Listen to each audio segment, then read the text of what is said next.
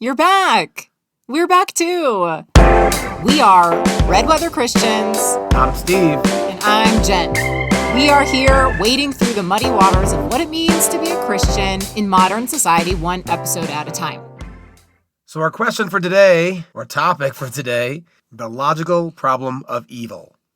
Dun, dun, dun. Yeah, I feel like you should have said that in an evil voice. It's not necessary. The logical problem of evil. Yeah, something like that. Basically, did God create evil? That's a tough one. I think this question is one that comes up in Christian circles, but doesn't get discussed very often in Christian circles because, it's just one of those things. If you believe that God created everything, how can you believe that he didn't create evil? But anyway, we're going to go through it point by point, and you can just go ahead and have this conversation with us while you're listening. Just go ahead and talk out loud. We'll pretend that we're listening too. And the reality is we will not be able to cover the entirety of philosophical history on this topic in just a half an hour. Come on, Steve. Sorry. Nor will we have the Bayesian probability mapped out for all of you. Okay, because I think that's what everyone's question really was about the Bayesian property of, what was it? Probability. Probability. We're not going to write out the formal logic as some sort of transcript of this episode. Well, I think a lot of people just got very disappointed, but we will keep trucking on. Look, some people would have been disappointed by that, Jen. Come on. Steve. Anyway, a simple syllogism that we have here is... Wait. You probably should quickly explain what a syllogism is. Not everybody is as learned as you. It's a conditional statement, antecedent, consequent. So kind of like an if-then statement? I remember those from math. Just like math. Actually, it's very similar, just with words. So and again, most of these you can argue against one of the premises, but we'll start with, do you believe God created everything that exists in this world? And I think that most Christians would answer, yes. Now, caveat to that is that he indirectly created all the things that we as humans have invented. Right. Indirect. So at least that much. Would you then also agree that evil exists in this world? Yes. And that exists in the same world that God created? Correct. And if God created everything that exists in the world and evil is one of those things that exists in the world... God created evil! Uh-oh. Trouble. Yeah. Right here in River City. Sure. So that could be problematic for you. Some people just accept that as, yeah, sure, God created evil, no big deal. But if we unpack that a little on the philosophical side, we define God as having certain qualities. What are those qualities, Jen? Typically, I think most Christians would agree that God is omnipotent, meaning all-powerful, omniscient, meaning all-knowing, and morally perfect. Right. So if omnipotent, God has the power to do whatever he wants, right? Right, correct. Including... and change, which is what we talked about in episode 4, season 1. But anyway, yes, he has the power to do whatever he wants. Which could include eliminating all evil from the world. Sure, absolutely. And if God is all-knowing, he would know when evil exists in the world, or where. And if he's morally perfect, it would seem consistent that he would want to eradicate said evil whenever he knows it to exist, which is whenever he wants to know it. Yes. And I'm going to interject here because I think that Christians would probably say that he does have the desire to eliminate all evil and that he will, that is in the plans. The question that Steve and I are grappling with is, what about right now? Evil certainly exists. If we have an omniscient God, he knows that evil exists. If we have a morally perfect God, then he should want the evil to not exist. So that's the problem in our minds. Right, because if we just accept the other part that evil does exist, which we kind of think that it does. Definitely. It definitely does. That philosophers usually use this train of logic to say that God must not exist. Yikes. We're not going that route. We're trying to go with the basis that God does exist, because we think he does. Our atheist friend is like, no, so close. Right. But there are some things that come up on this. Like, evil exists, and God may have created it, but why? Or some Christians would argue God created the possibility of evil to exist, and humans have made that manifest. Yes, Christians typically love to say that humans have free will, that God has given humans free will, and because of that, we were able to choose to do evil, even though it's not what God would have wanted us to do. But since we get to do what we want to do, we can do evil.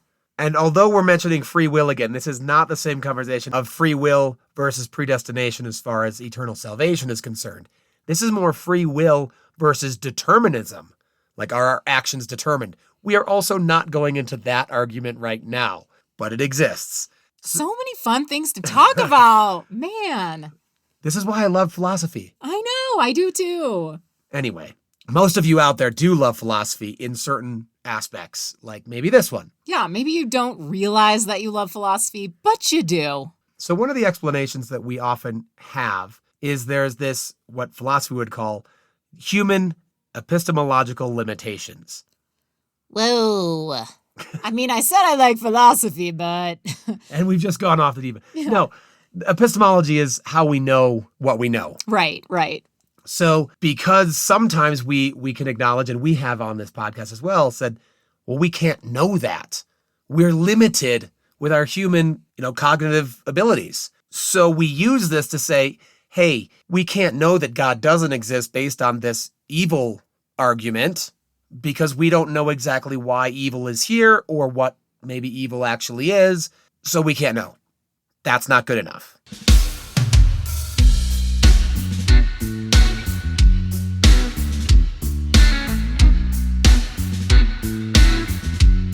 Because on the same basis, we try to use this epistemological limitation to prove that God could exist. To tell someone, well, you don't know that God doesn't exist. It's like, but you don't know that he does. It goes both ways. And so it's usually like this burden of proof fallacy. When you say something like, you don't know that for sure. You don't know not that for sure. Right. Prove it. No, you prove it to me. So there's... And around on the merry-go-round we go. Yeah, that's not fun. So we try to eliminate that as something, even though we use it sometimes to just explain away we don't know, but not to explain it away, but more to allow the questions to persist because we don't know the answers. Keep asking the questions, and it's okay to not have answers. We're going to try to answer at least part of this today, though. Try. Keyword is try. One of the other explanations, and this is a very basic one and kind of hinges on our last episode's door closing, window opening idea. Oh boy. What we see as bad, so a bad thing happens, evil thing happened, that could be the door closing. And the only way for a good thing to happen from that is that a window is now opened. But that window opening is a more good thing than the bad thing was bad. Oh, I think I see where you're going with this. So the presence of evil actually can, in a weird way, bring about good. Specifically, more good than the initial evil. Or could you say more good than had there not been evil? Right. So if everything is just not evil, then you have we'll say a net zero. There's no good or bad in that case. If you have or permit this one little evil, it could then have more good results from it and then a net positive. I mean, I think of it just in very practical, applicable terms. When somebody sees an atrocity happen, that very well could spur that person into doing more good with his or her life than had they not witnessed that atrocity at all. That person could end up a better person in life. Right. And therein lies the problem. Like God would permit the evil for more good to be done. I also kind of see it as a scale. Like when you have evil and you have good, you're always trying to outweigh the evil with the good. But if you don't have the evil at all, then what is even the motivation? Let's take a quick break. I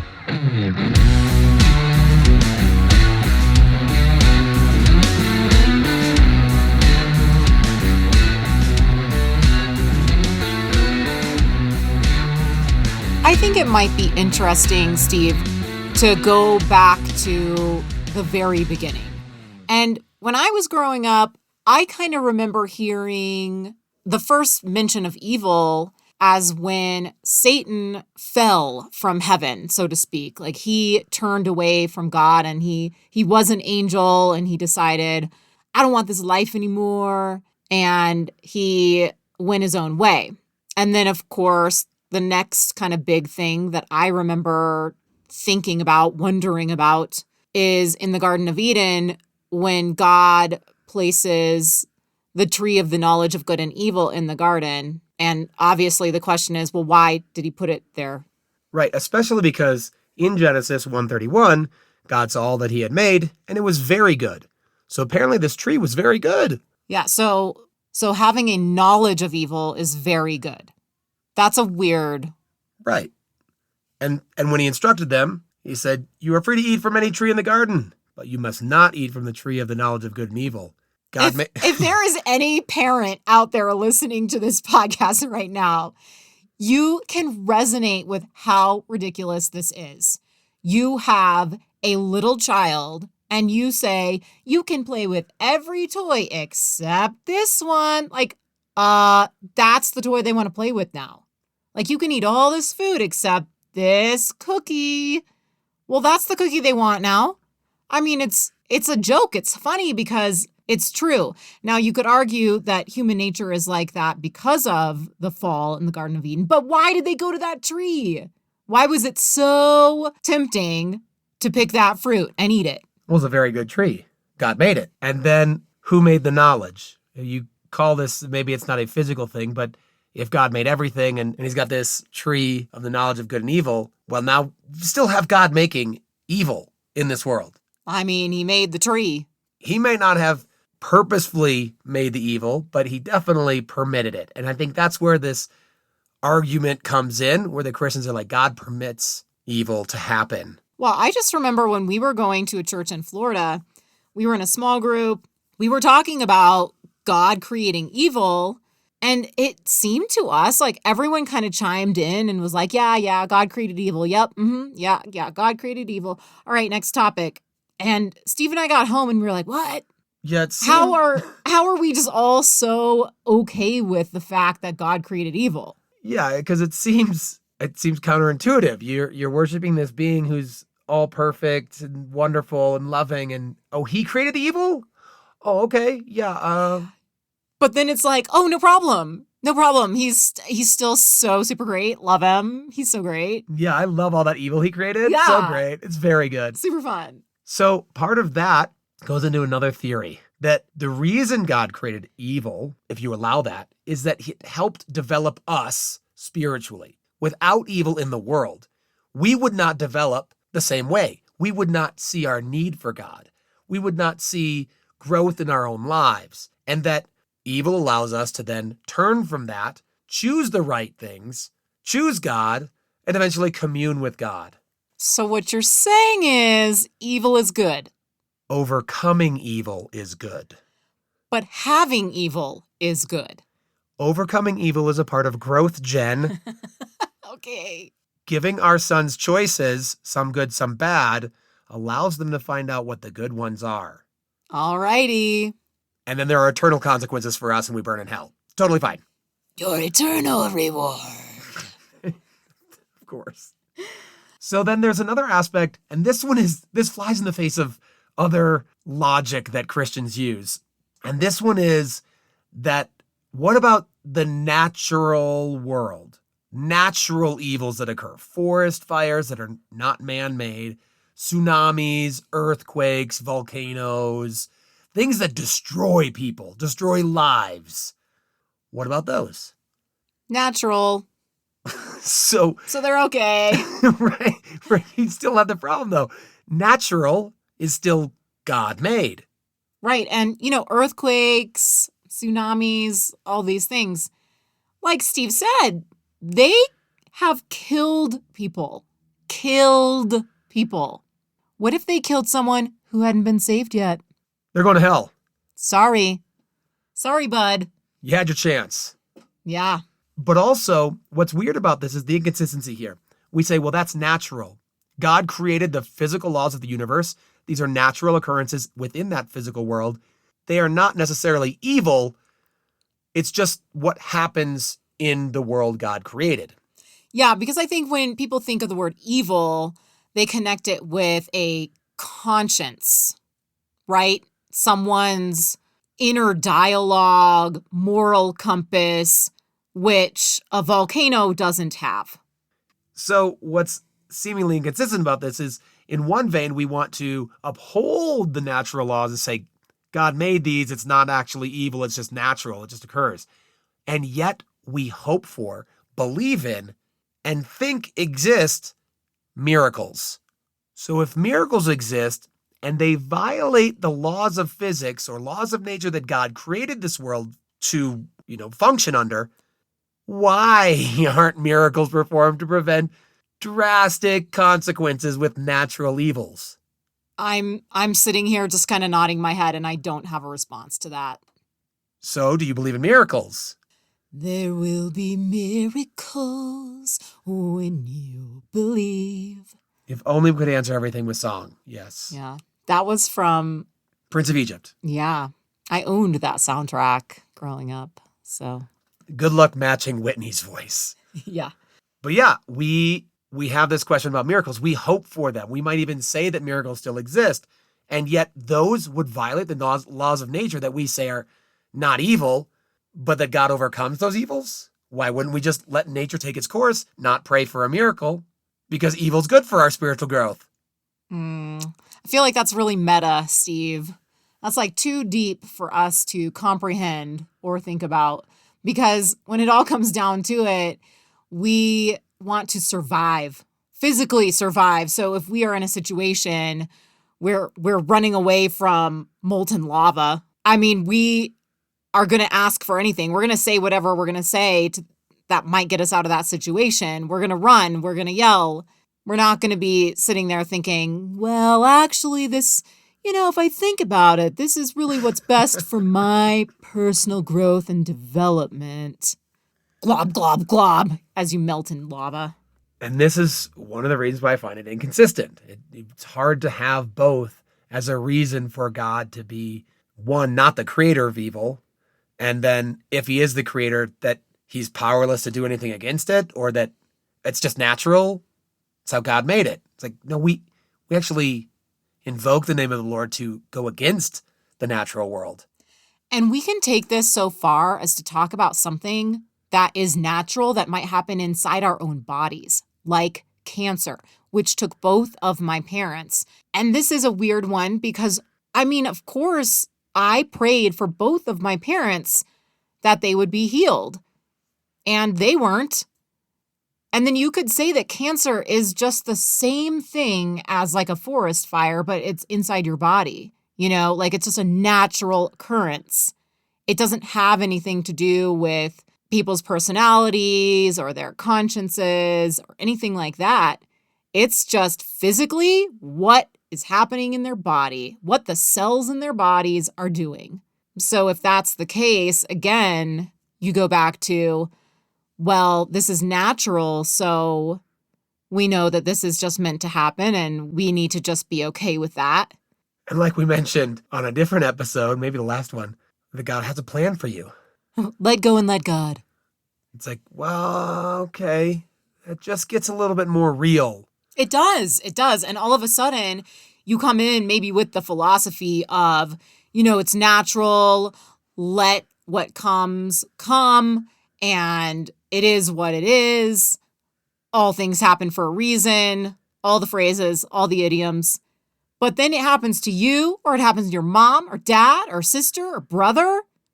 Things change. Your perspective shifts. It's real now.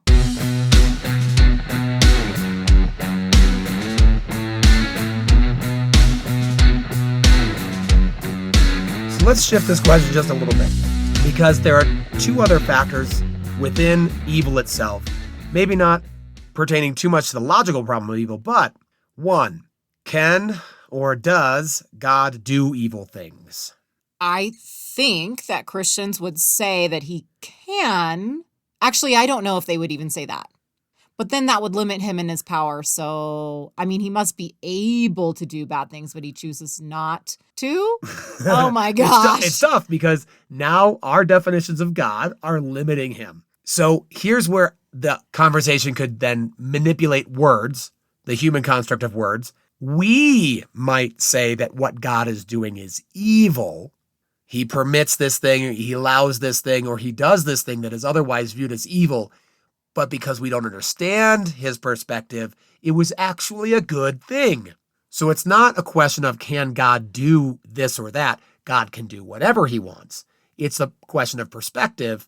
What is he actually doing? Is it evil or not? And we would say, hopefully, a morally perfect, omnipotent being is only going to do good things. It might look like evil to us. This is getting really weird because it makes me go back again to, it sounds like what you're saying is that evil, when you look at it from the perspective of God, is actually needed and a good thing in the big picture. And yet he didn't like Lucifer. So like the evil in this case is going against what God wants. That's all it is. And you can go back to the conversation Socrates had with Euthyphro and say, what is good? Is it good because God says it's good? Yeah. Or is it actually just good and God sees it and he agrees like that's a good thing? Yeah, thumbs up. So the other side of this is, can an evil being or an evil person, we'll say Satan, for the sake of identifying something or someone, can they do good things? Ooh, now there's a question.